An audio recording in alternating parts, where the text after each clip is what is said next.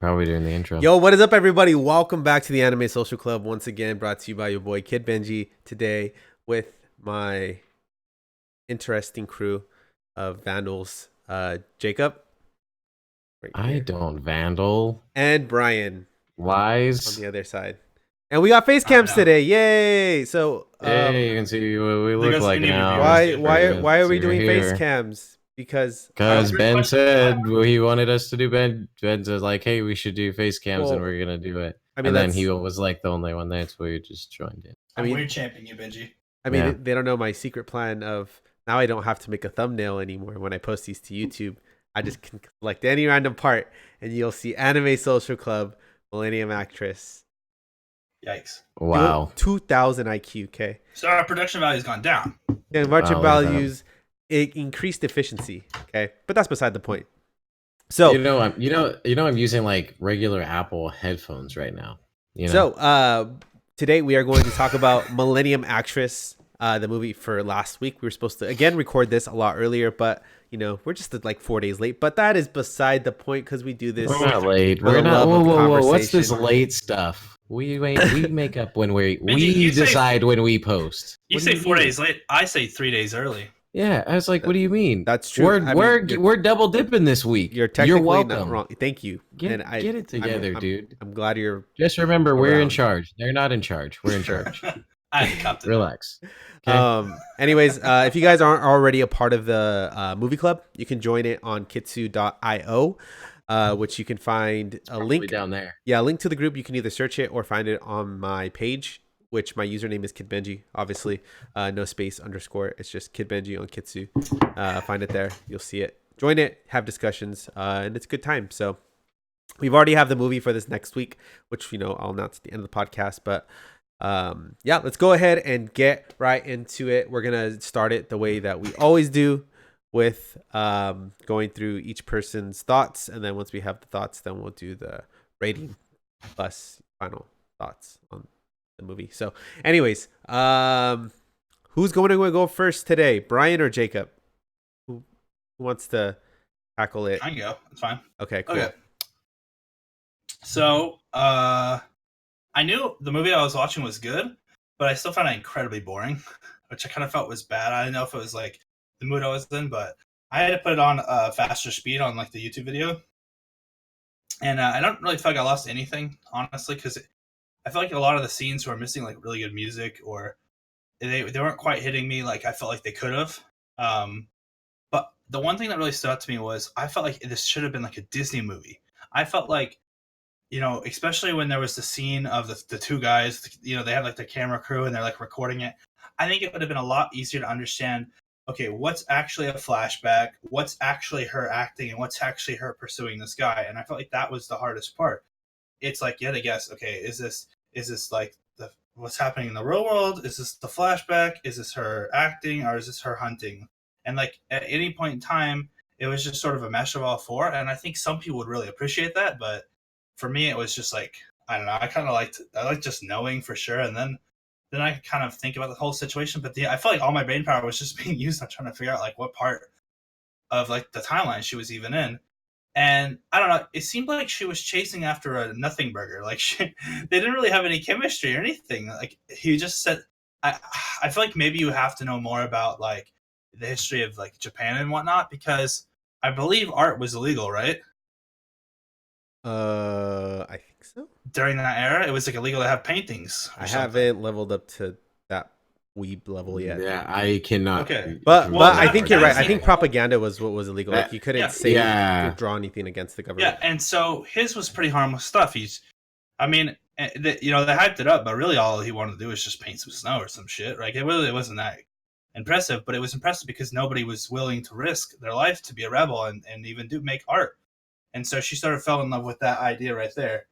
And so I could kind of get behind that, but it had a lot of assumptions, and it didn't bother trying to explain how any of the culture worked or anything, which sometimes I like, but in this one I was kind of whatever. It got really good at the end, but like the first 2/3 of the movie kind of sucked for me personally. And when it finally started picking up towards the end, and I was like, oh, okay, this is good. And then it had the twist at the end where he had actually was dead, and she kind of knew it all along, and that's why she had given up.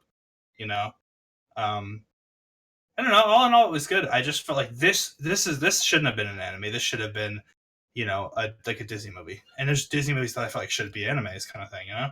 It's just yeah. So I don't know. I'll probably think of more, but that's my first impression. I guess we're not giving ratings just yet. So next. I mean, for me, like I would say, I like the animation. Definitely, I like the style, and even like with the to the comment of like the that Disney would have done it better as a live action and as an anime. I think too. I think for me, again, like the pacing was a little bit off. I mean, it was nice to have like the exciting parts of the like the ninja scenes, where there's like the Yeah. fighting and stuff, and it was a little bit refreshing to see that. And I don't know, just throughout it. I mean, at least that part kept like it's stuff that just kept me interested and woke me up. But there was parts where I definitely was having to, I guess, refocus myself is the best way I could say it. Hmm. And but I mean, and two again, like it felt like for me, I had a hard time with this idea that this girl. I, I couldn't tell if like if she was wanting to act or if she wasn't wanting to act because it was already this idea, and if and it was weird because it was like the mom wanted her to be like this girl at home and be a wife and all of that, and then this other person wanted her to be this actress and all this, and she walks out and is upset and then runs into the guy. But it was like it wasn't clear on if she didn't what path she didn't want, and it seemed like she ended up I mean, I guess she seemed like she took the path of the of acting because she felt like I guess she couldn't be a wife. I mean, I don't know. It was kind of like weird to me that it was like this short interaction, even though it was kind of like these short interactions, even though they were intense, and I can see like why somebody, when there's this thing, I guess, where people when they're in, I guess, life threatening things or different things like that, that it can cause emotions like that to happen. But I mean, that's just a stretch. That's me like really trying to figure out why this person would chase after somebody like that for a lifetime. And to the point where like on their final day really like bawling because they can't even remember their face and like telling this story. And it was just like I don't know, like it was had some moments that it was like really cool to look at, and it had some, and what I really liked was what they did do with the interviewers and things like that, because I thought for me like um it helped me to realize that like this was just this woman's imagination. This is this woman talking about her life and what she thinks her life really was. And then when I realized that it was like, okay, we're going in and out of reality, and what is reality and what's not, and realizing that what we started with was reality, and then it just shifted into a movie after a movie after a movie. And I mean, and I did like the opening scene. I found that like to be at least like, oh, okay, it definitely caught my attention. But again, like there was definitely moments where I had to refocus myself for the podcast, if that makes sense, And there's definitely times like if I wasn't watching it for this, I might have got up to get something to drink or something to eat or whatever. And there's even a moment where I paused the movie and got up and kind of shook myself off and did get some water or whatever and do that thing and do that. And so I don't know, like the movie for me, I'm not saying it's bad, right? It's just not that it's bad. It's just that I was seeing like a lot of things about this being like one of the top anime movies of all times these, and I don't know if I agree based off of a lot of the things that I've watched and seen, and the stories that that have been just as long but much more compelling, and so and just as visually beautiful too in a lot of ways too. So yeah. Anyways. Okay. Yeah. Totally. Cool. Cool. Cool. Wow. So, for me personally, I really liked the movie, like a lot.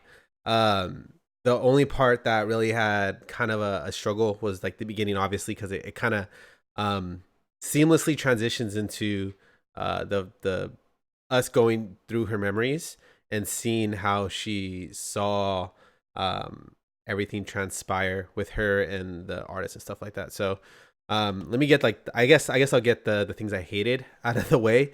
The first thing would be like her motivation for doing everything. Like you said, like the mom wanted her to be this, but then she just randomly decided to be an actress. So I didn't feel like that was a good enough reason for her to like go on this journey that lasted that long. And then two was the connection she had to the painter, and or why I feel like there wasn't enough depth established between the two. But beyond that, I thought it was fantastic. Having it was kind of so the whole idea of her becoming an actress and being a great actress and legendary and keeping the studio alive was all because she met the painter. And so when she did all these movies, she was able to be legendary, not because she was acting, but because she was actually being the person who she was.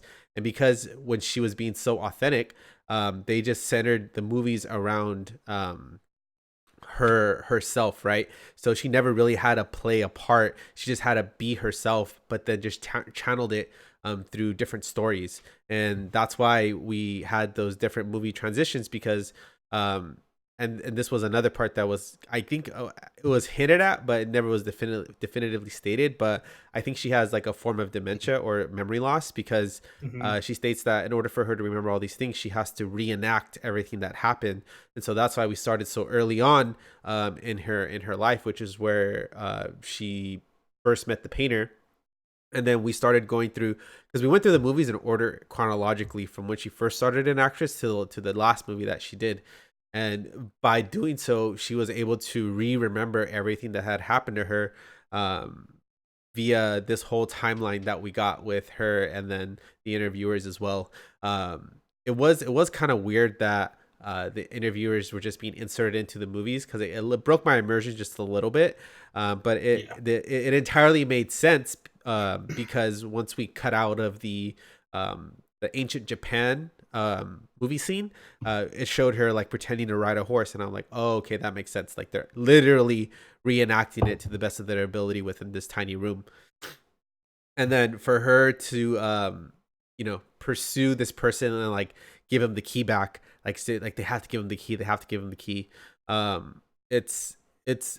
felt like it was kind of speaking to how a person can be chasing something, and because that something is there, that it can lead them to do like incredible things. So for example, like a child who's been adopted, right, and they never know their parents, so they spend their entire life trying to find their parents, and in doing so they go to college to get an incredible job, try to make as much money as possible, become super successful, so they have the ability to go out and search for their parents, but the entire time the parents are dead, right? So it's kind of in the similar fashion where she was searching for this person, but this person was dead for like since she first saw him, because he died shortly after that.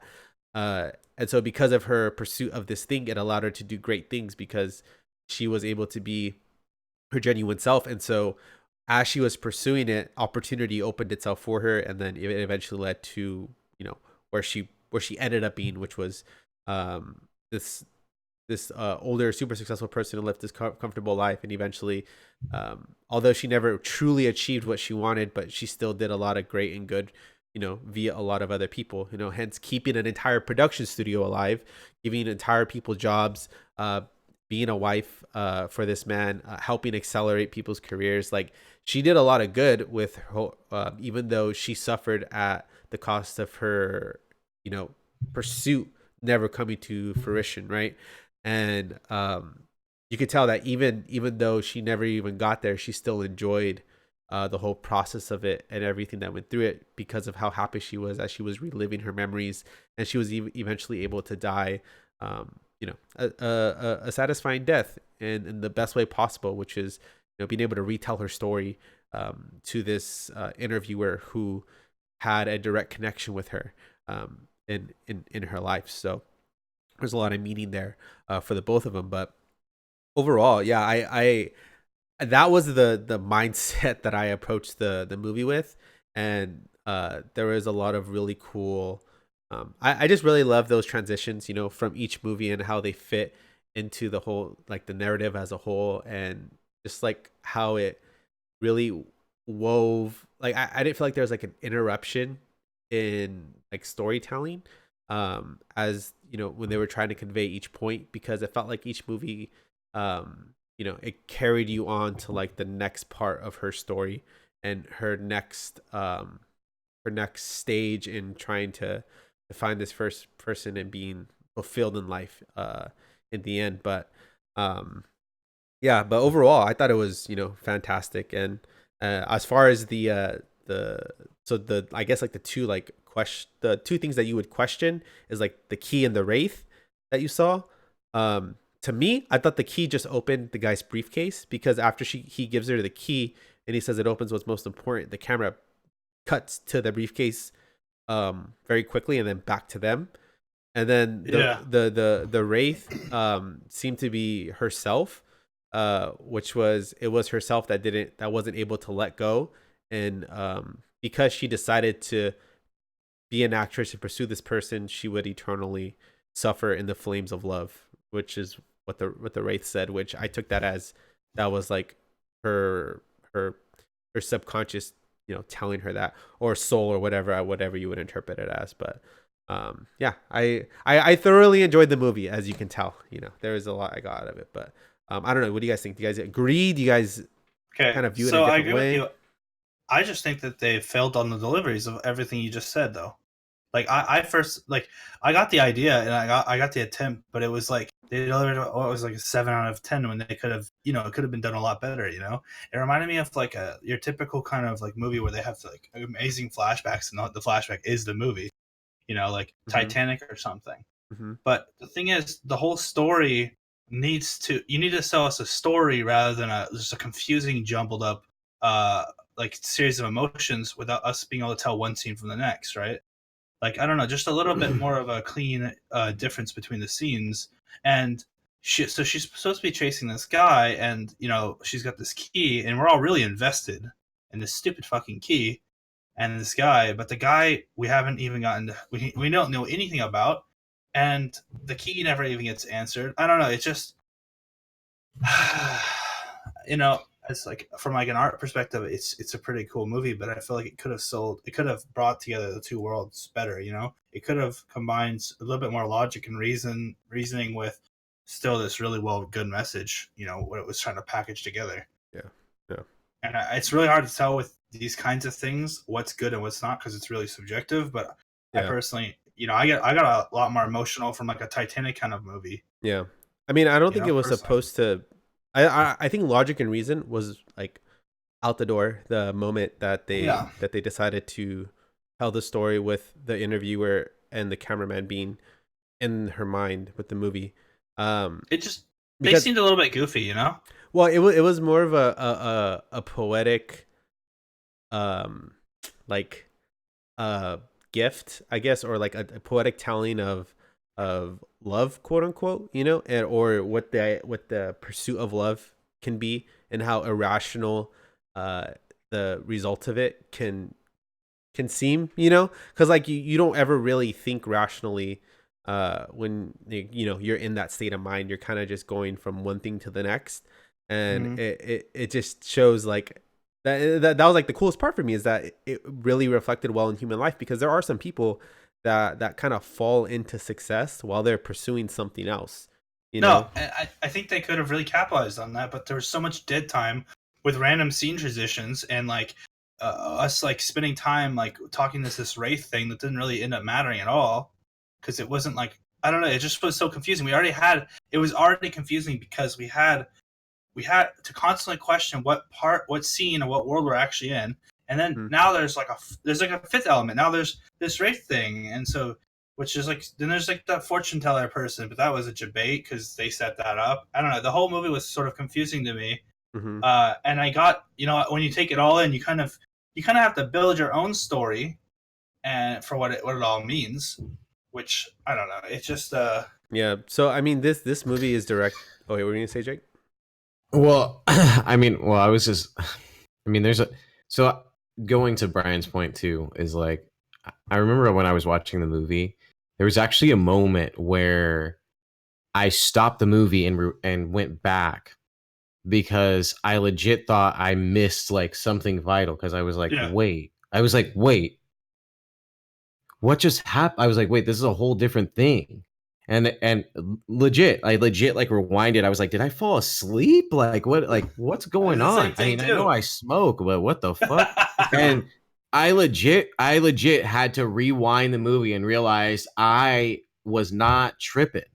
I legit just did not understand that the movie went from one thing to the next. I mean, they did have moments. I'm not going to say every single one was like that because there was some where she like fell from one thing into the next. Like she was like she like tripped or something and fell through a door and went from one time or one movie into the next. Which they did a couple of those, which was actually nice. So it wasn't every single one was like that, but I will definitely say that first one, especially that first couple of transition, I legit had to stop, pause the movie, go backwards. And I went backwards like far and was like, wait. And I was like, okay, I'm not tripping.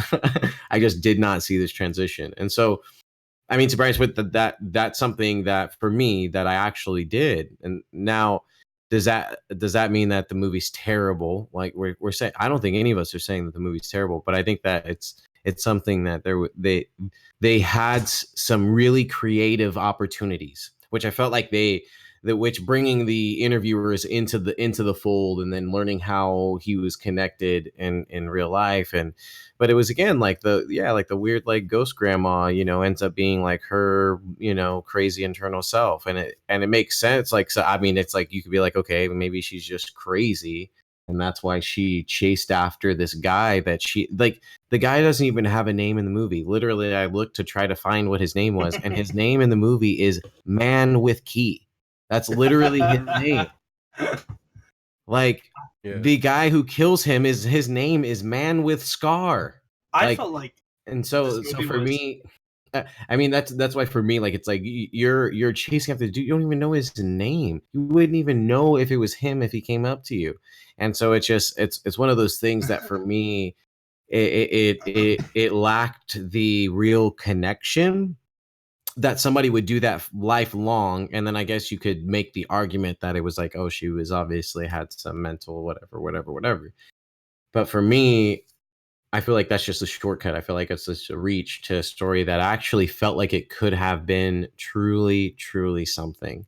And especially how it started and how it ended, I felt like how it started at the opening intro scene, and then it kind of became a little underwhelming, and I was like, okay, I'm getting ready for the ride, and then I was like, whoa, he took like this weird random, I got like like sucker punched, with like these cutscenes.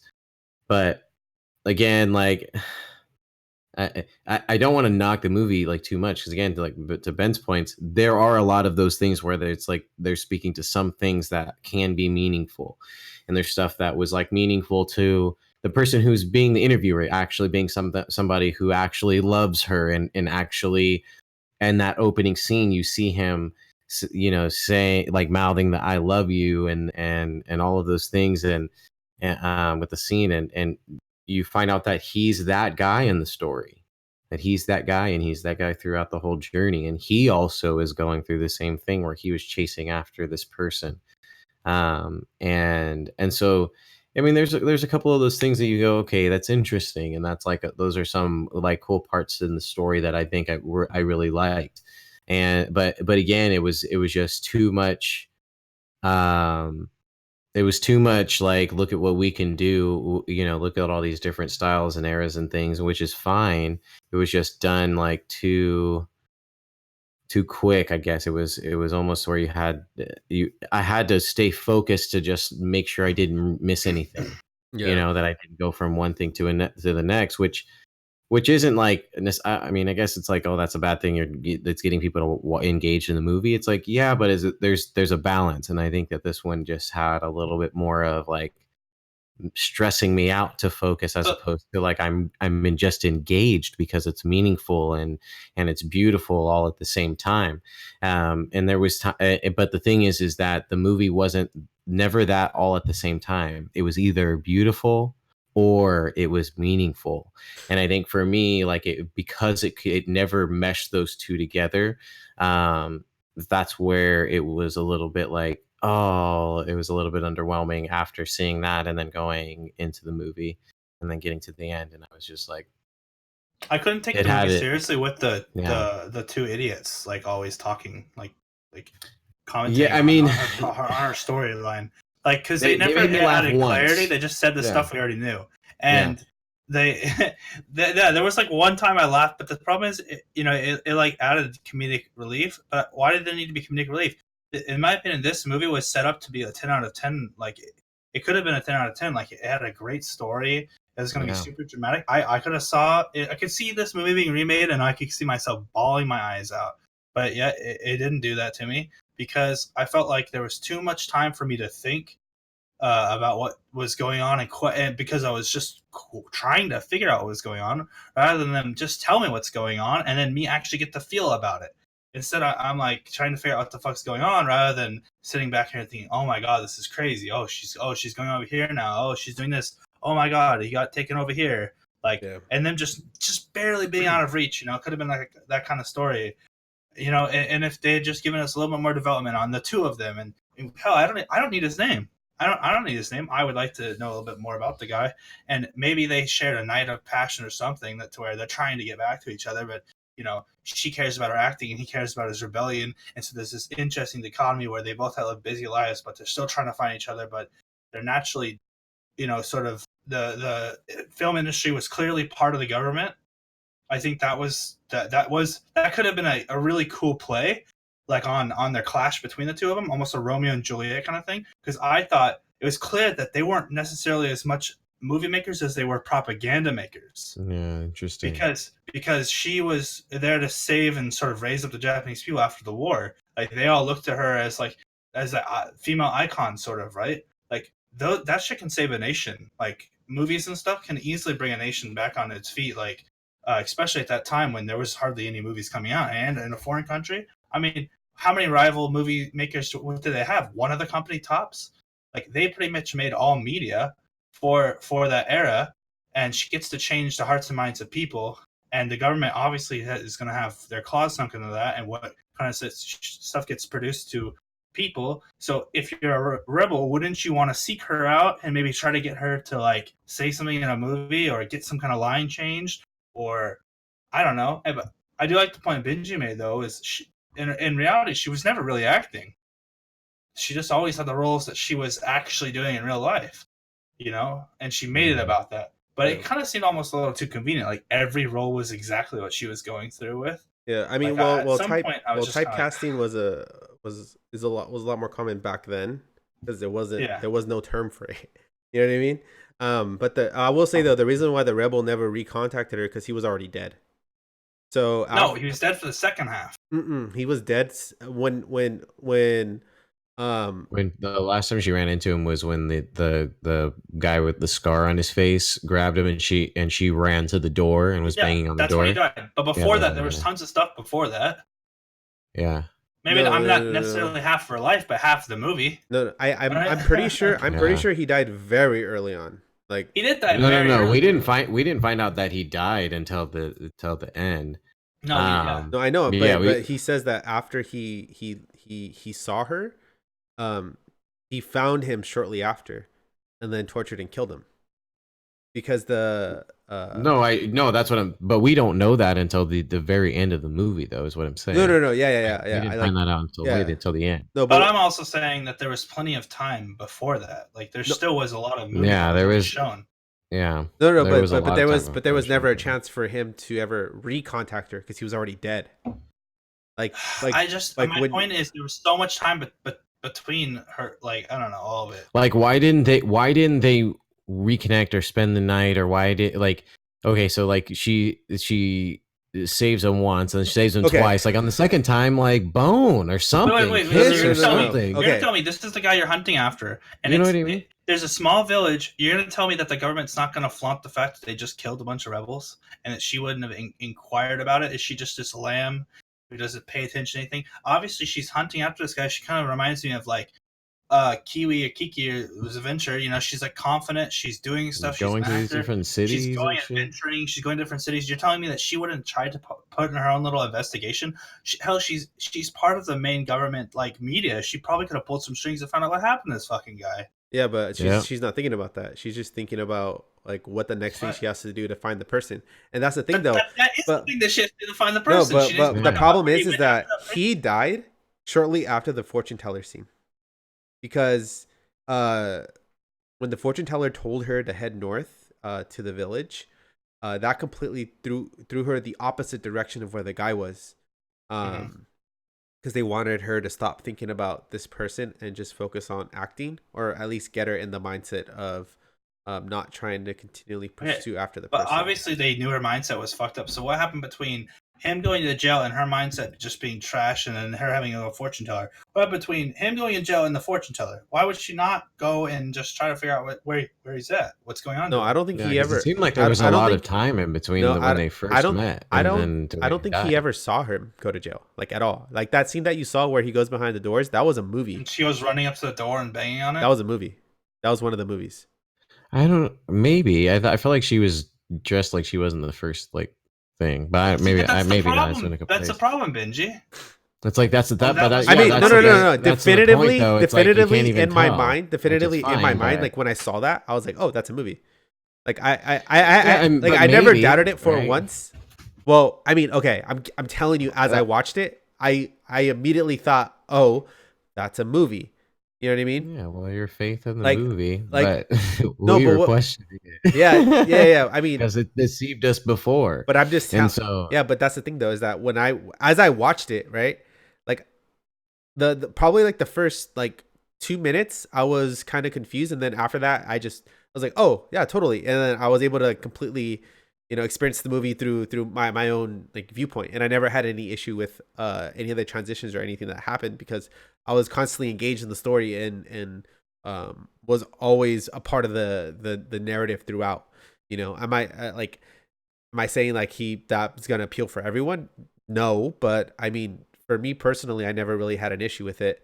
It's like some kind of dog whistle that like only certain people can understand. Well, here's the thing though. Here's the thing though, is that like me, I'm watching like 10 plus anime shows a week, analyzing every single episode, writing about every single episode, and I've been doing that for the past year. So like my mindset is always like engaged in that mode to look for every single detail I could possibly find, so I don't miss anything. So in my mind, and this could have just been made up, I'm gonna be honest, like I could have just made these connections, like just I could be completely wrong, like maybe that could have been she actually seen it, but in my mind I immediately thought, oh, another movie, traumatic experience. My problem is that she's experiencing via the movie. I took all the scenes like in the first half at face value. Yeah. And I tried to latch on to each one like it was the thing. And then I mean, after like the 10th time of getting debated, I just said, well, what the fuck with this? And I just put the shit on like 1.5 speed and just let it roll out, because it was just like, I couldn't get attached to any scene, because it like, oh, well, it's actually next scene. JK, that was actually a real scene. Oh, wait, it's actually part of a movie. Just kidding. They're in a reenactment all of a sudden. But then I think that did happen, but then didn't. And then it's like, who cares at the end of it, dude? That's the problem. It's like after a while, I just get to the who cares moment, and then it ruins the vibe. And then I can't fully appreciate the twist at the end, because I've already checked out. Because there was already so many minor twists throughout the whole movie, you get worn out. I mean, but I never got any like wore out like watching it. Like that's, but I mean, this movie probably played to like what I look for in a lot of anime, which is like constant engagement, where like there's like something constantly happening. Like, so the more that goes on, the more likely I'm like to be like attached to it, because there's always something new like I'm looking for in every scene. Because I would say this movie is the closest thing to like psychological drama fantasy. You know what I mean? Like something that's it's such an like the movie doesn't really fall directly into any one area because of how obscure uh the narrative is. You know what I mean? It's not very straightforward, which could be a result. I mean, the director, his name is Satoshi Kon, and he's known for a couple of his psychologically thrilling movies that he's done, and they like basically like you're just like questioning everything, and like this whole it's a the like the two that he's known for is these two psychological thrillers where like you're like just a bunch of crazy stuff is happening, which hopefully we watch soon. But I guess having that context for me, I kind of already knew what to expect going into the movie because I knew I knew about the director's work and what those movies were about. You know what I mean? So But for I had a me, little bit more like, context for I it. get your point with that, but you shouldn't have to know a damn thing about a director or an actor or anybody I don't going think into you should be any their target movie at audience. all or any into your project. Now, for I, me, like, I think that again, like, there's a lot that I appreciate about this movie, and I don't think that it's a bad movie at all. There's nothing that all of these things are hard critiques on something that took a long time and a lot of money and a lot of people to make, and but like again, there's my biggest gripe with it was that there was too much of the like again these changes, quick changes, and then there was again there was either times that it was beautiful, there was either times that it was meaningful, but there was never times that I felt like it was really both. And so that for me makes it like, man, even though it's like I see all the points, and again, we're not saying either, but anybody's wrong because I think we all have the Yeah, right side of things. But I think it's more of like for me the most underwhelming thing was I was yeah, like, man, like I felt like they missed a couple opportunities yeah. to bring the two together, or there was like and it felt like they never even there was never really that for there was me. also a couple random like things that were sort of focused on that never actually meant anything, like Mm. the key, a lotus, the earthquakes. I don't know, some like random, like they were mentioned and almost there was an Yeah, it was emphasis just put on them. But at the end of the day, it was it. Yeah. I felt like they were just random things that Wait, maybe happened. what that were was the like Japanese. what were the things? Sorry, you cut out. The Okay, so lotus at the beginning. yeah, and no, at the end too, when they talked Uh, about it and oh like yeah, the that's right. That's definition right. of someone's name or something, and then the earthquakes were sort of Yeah, an important thing, and then there was the key, which was just nothing at all, yeah. and then I mean, I don't know.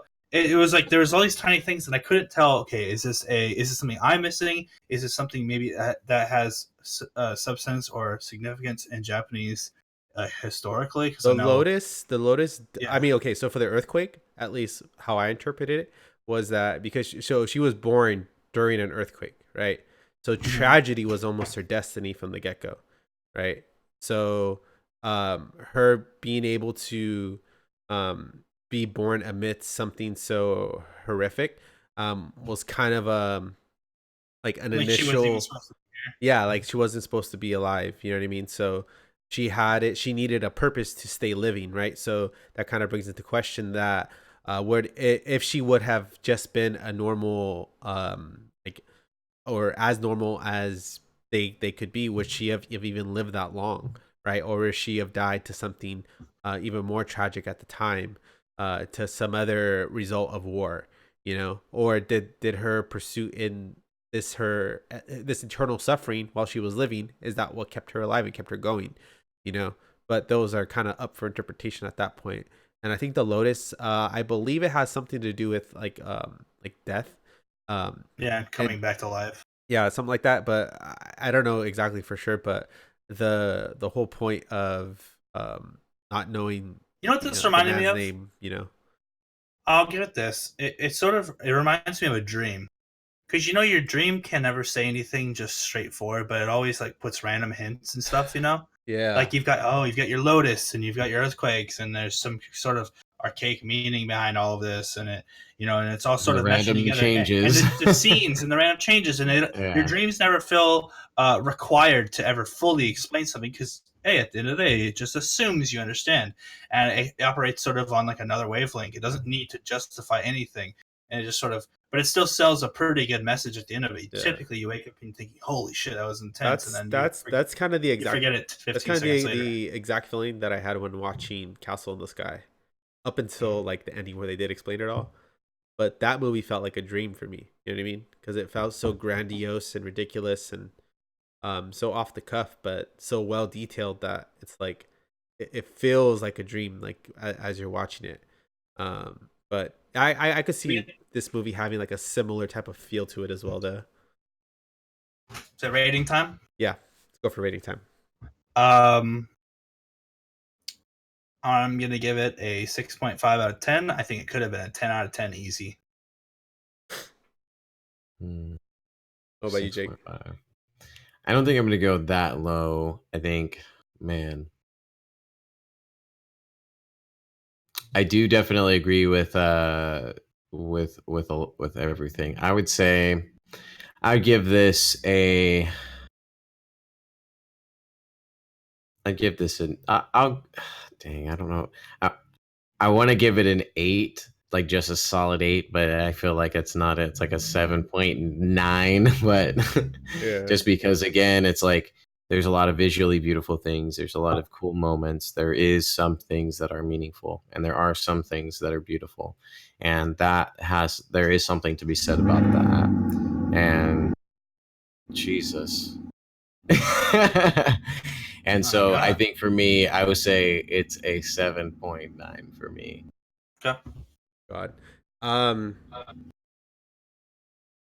hate that car. I hate that car with such passion right now. I'm gonna give it a 9. Like this movie is so fantastic. Like I loved how much they left up to the viewer to interpret and kind of find meaning in the story itself. But I like open-ended stuff. But I would pose the question. It's our most disagreed upon movie then. Yeah, I mean, so this is how I see it in terms of like the director. So Christopher Nolan has a certain directing style and is known for how he does his movies, and that was quite evident by Inception, right? The majority of the people, or at least it seemed like to me, that didn't like Inception were people who didn't know what Christopher Nolan was about. So having the context of Christopher Nolan's work beforehand, kind of allowed people who knew his work to be more of a fan of Inception than they normally would have had they not known how he operates.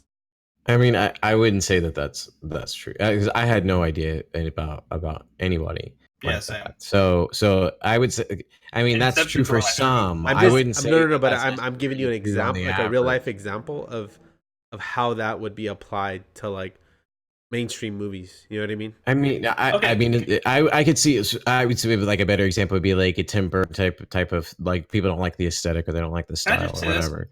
I think if they had the perfect music score for this movie, it could have easily gained 2 more points for me. Yeah. I wasn't moved by any music whatsoever. Yeah. And unfortunately, I think a lot of these small budgets can't afford to have this grand music. But this movie had a plot that needed to be accompanied, in my opinion, by riveting music. All these scene changes. We need to go from a battle to a super depressing to help moment, us realize the change. And then as she's dying, play me the saddest shit you can conjure. Yeah. Right? Like, and then have it all kind of wrapped up into a nice little bow at the end. I don't know. But instead we kind of get what they could get, and it was just sort of just some like, basic shit kind of, whatever. Yeah. I don't know. We'll see because we do have Satoshi's other 2 movies, which is Paprika and Grand Blue, or Perfect Blue, sorry, which is like big known, like those are his 2 standouts. That's the same guy that made this one? Yeah, same guy that made this one. So it'll be interesting once we can actually get those in. Oh, what's our next one? So the next movie is, drum roll please. I'm scared it's gonna fall. Stop. The Girl That Leapt Through Time. That is the girl that leapt through time. Leapt. Yeah. Looped. Lucked. Like jumped. The girl that leapt as in like jumpers, or like she left the room. So the director is actually one of the dudes that worked on Digimon. The Digimon movies. Interesting.